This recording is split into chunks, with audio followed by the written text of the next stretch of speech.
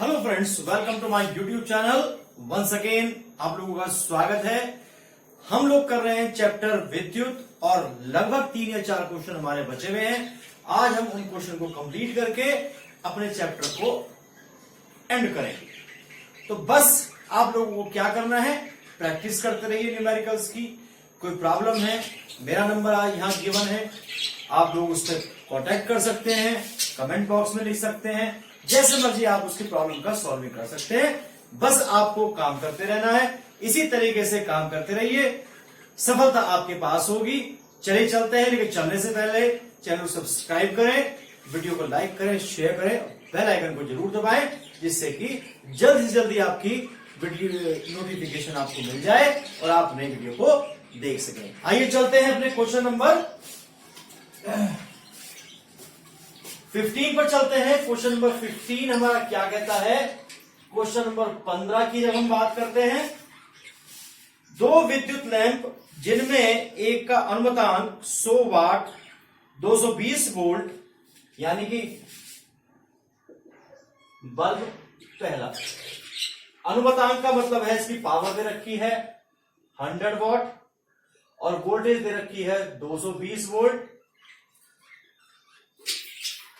Bulb 2 इसके लिए दे रखा है 60 वाट 220 वोल्ट। विद्युत मेंस के साथ पार्श्व में संयोजित है। यदि विद्युत आपूर्ति की वोल्टेज 220 वोल्ट हो तो विद्युत मेंस से कितनी धारा ली जा सकती है। धारा कितनी ली जा सकती है, इसके बाद ये कहना चाह रहा है। पहली बात आप ध्यान रखिए, बल्ब खुद एक प्रतिरोध की भांति कार्य करता है, तो सबसे पहले क्या निकालेंगे, बल्ब का प्रतिरोध यानी R1 की हम बात करेंगे। जब हम R1 की बात करते हैं और यहां लिखते हैं स्रोत का वोल्टेज 220 वोल्ट दिया हुआ है, R1 कैसे निकालते हैं, ये आपकी हो गई P1, ये आपकी V है, ये आपकी P2, ये आपकी V। निकालेंगे V स्क्वायर अपॉन P1 पर, क्योंकि P1 बराबर होता है V स्क्वायर अपॉन P के। तो इससे कितना आएगा भाई आपका 220 गुणा 220 बटे 100।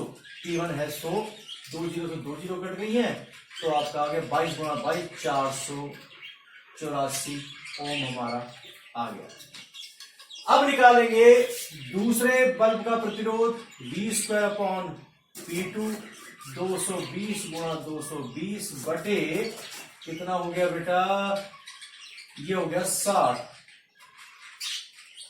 कटेगा 3 11, कितना हो 11 तो नहीं 22, 7 से रुपए लगे 2, 11 तो नहीं 22 और 2 24 बटे 3, ये हमारा R2 आ गया। इतने ओम का प्रतिरोध हमारा ये आया। जब हम इसमें ओम की बात हम कर रहे हैं तो 2 तरीके हैं कि आप इसको चेंज मत करो, आसानी से हो जाएगा। अब क्या है,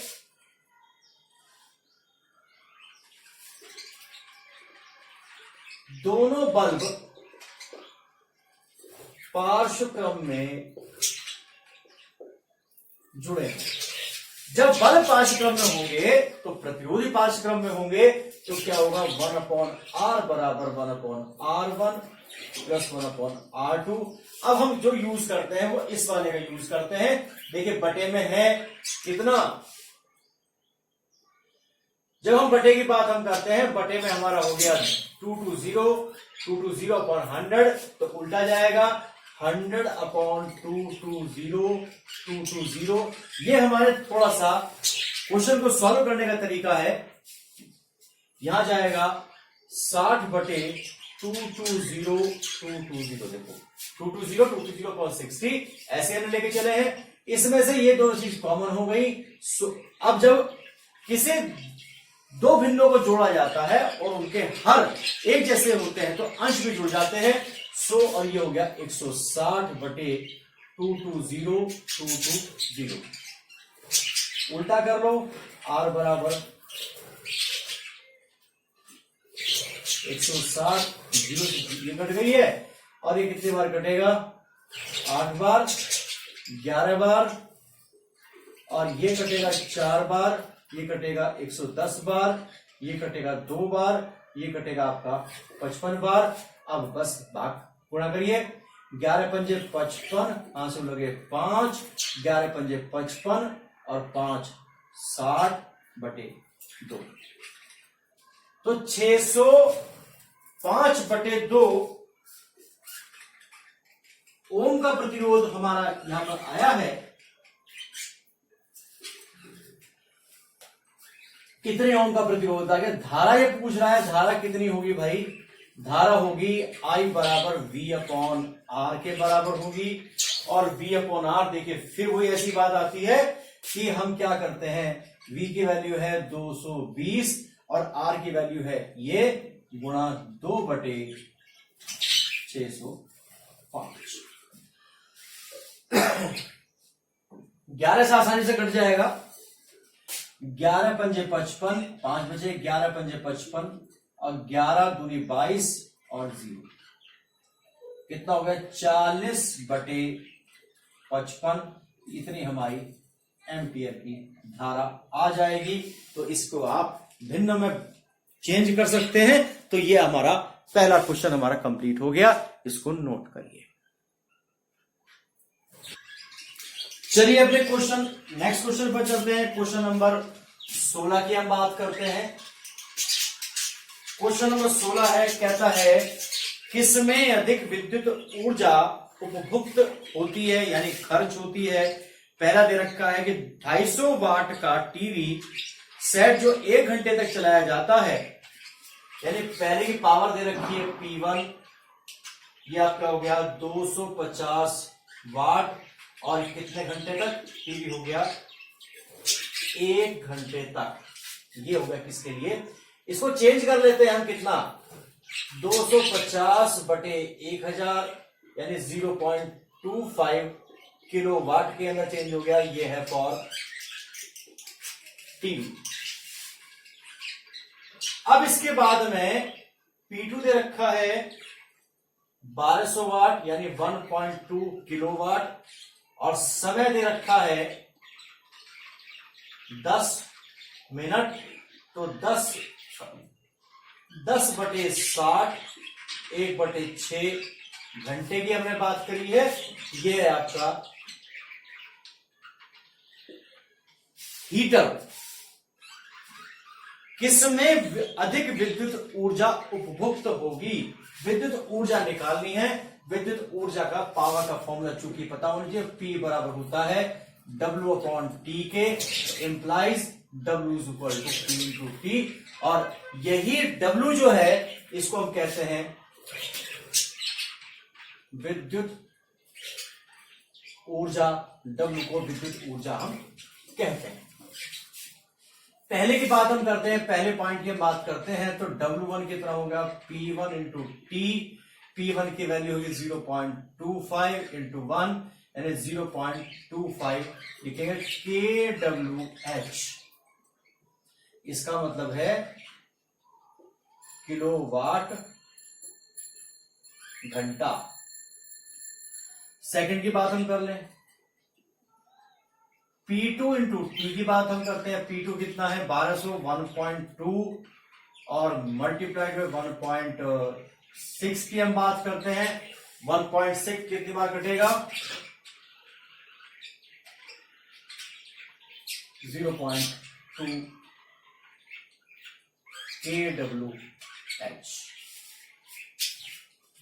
देखिए इस क्वेश्चन को देखते रहिए।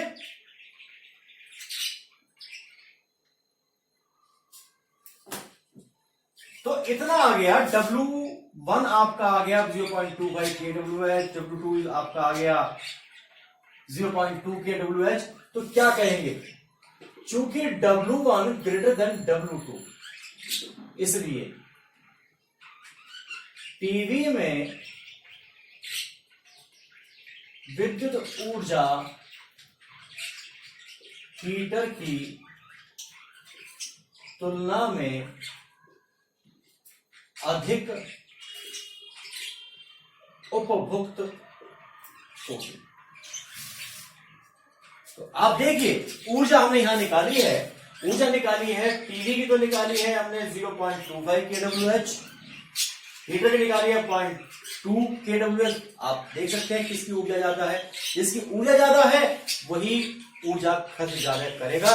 तो इसका मतलब क्या हुआ कि टीवी के अंदर ऊर्जा ज्यादा खर्च होगी। करिए आप।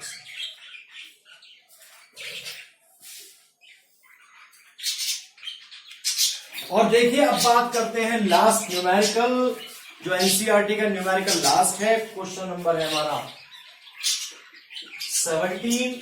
सिंपल क्वेश्चन है, थोड़ी सी आपको इतनी हेल्प करनी है, इतनी आपको मेहनत करनी है कि एक बार चैप्टर की टोटल थ्योरी को आपको परिभाषाएं वगैरह पढ़नी है। दूसरी बात आपको फॉर्मूले सूत्रों को याद करना है, जिससे और आपको ये जरूर ध्यान रखना है कि क्वेश्चन जो दे रखा है उसमें क्या क्या वैल्यूज दे रखी है, किस तरीके से उसको हम उसमें रखेंगे। फॉर्मूले की जानकारी प्रॉपर होनी चाहिए, तो आपके न्यूमेरिकल बहुत आसानी से सॉल्व हो जाएंगे।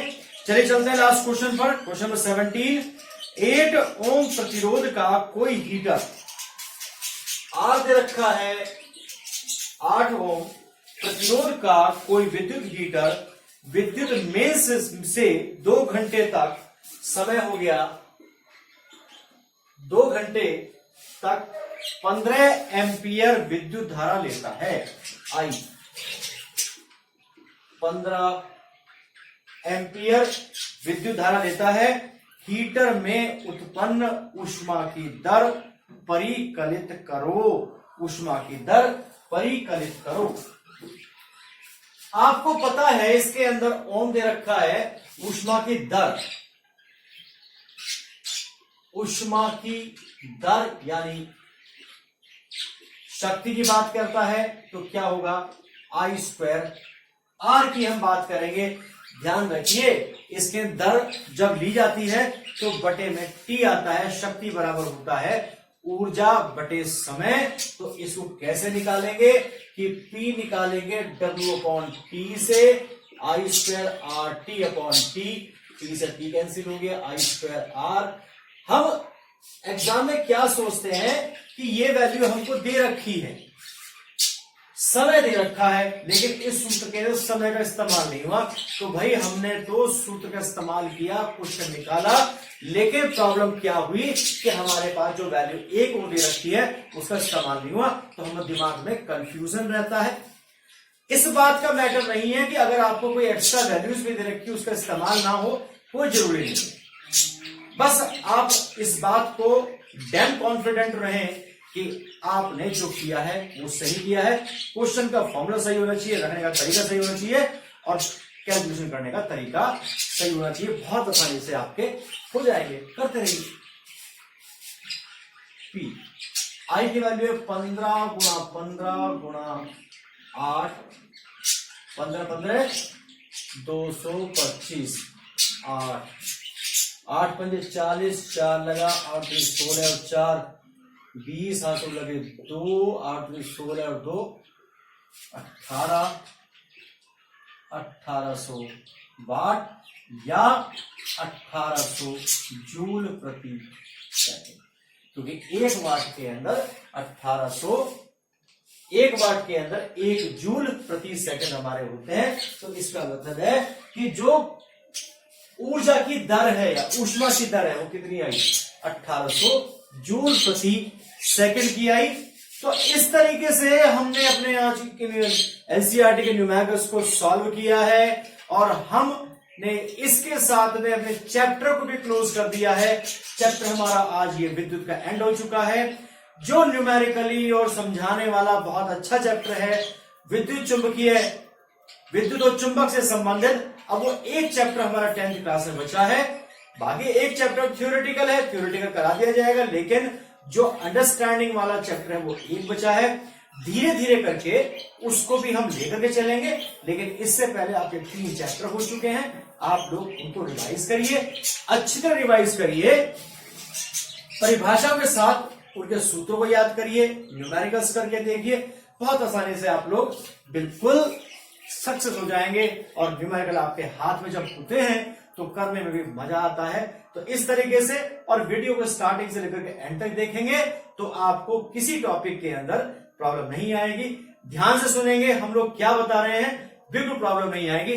फिर भी इन एनी केस अगर प्रॉब्लम आती है, आपको नंबर दिया हुआ है, आप कांटेक्ट कर सकते हैं। आप लोग मेरी इस वीडियो को फेसबुक पर और टेलीग्राम पर भी देख सकते हैं, दोनों को फॉलो करिए। कमेंट बॉक्स में लिखिए कैसी लगी वीडियो।